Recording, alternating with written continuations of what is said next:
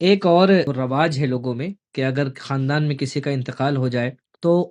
انتقال کے بعد آنے والی جو عید ہوتی ہے، اس عید کو لوگ خصوصی طور پر سوگ والی عید کے نام سے مناتے ہیں، اور پھر خصوصی طور پر عید کے دن تعزیت کی نیت سے وہ جاتے بھی ہیں، اور اس کو گویا کہ جو جن کے گھر میں انتقال ہوا تھا وہ گھر والے اتنی خوشی کا اظہار نہیں کرتے نسبتاً جتنی خوشی کا اظہار اس مرحوم کی زندگی میں کیا کرتے تھے۔ تو یہ کہاں تک صحیح ہے، اس کے بارے میں بھی مختصراً بیان فرمائیں۔ جی جی بالکل، بہت اہم سوال ہے یہ، اور یہ ہم نے خود دیکھا، اس کا مشاہدہ کیا ہے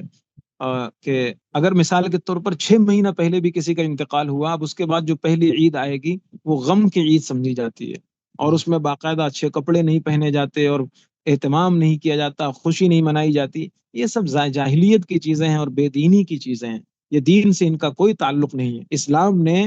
کسی بھی انسان کے انتقال پر جو اظہار غم کی اجازت دی ہے وہ صرف 3 دن تک دی ہے، جس کو ہم تعزیت کہتے ہیں۔ صرف 3 دن تک تعزیت اسلام میں ہے،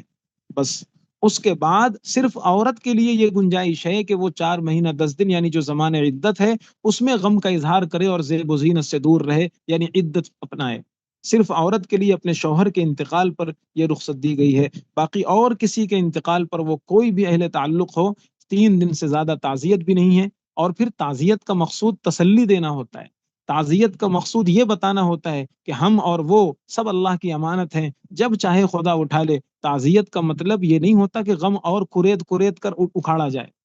بے شک۔ غم اور چھلکایا جائے، غم کا ماحول بنایا جائے، غم کا موڈ بنایا جائے۔ یہ تو زمانے جاہلیت کی عورتیں جو نوحہ کرنے والی ہوتی تھیں، وہ آتی تھی غم کا موڈ بنانے کے لیے۔ یہ اسی طرح کی ایک چیز ہے جو ہمارے سماج کا ایک حصہ بنتی جا رہی ہے، اور عجیب بات ہے، اس سے پہلے اگر شادی آئے گی تو بڑھیا سے کپڑے پہنیں گے، اس سے پہلے کوئی فنکشن آئے گا تو خوب آرام سے کپڑے پہن لیں گے، خوشی کا اظہار بھی کر لیں گے، کوئی اور بھی کوئی موقع آئے گا تو اس کو منا لیں گے، لیکن عید آئے گی تو اب غم والی عید ہو گئی۔ یہ شیطانی چال ہے، اس سے اسلام کا کوئی تعلق نہیں ہے۔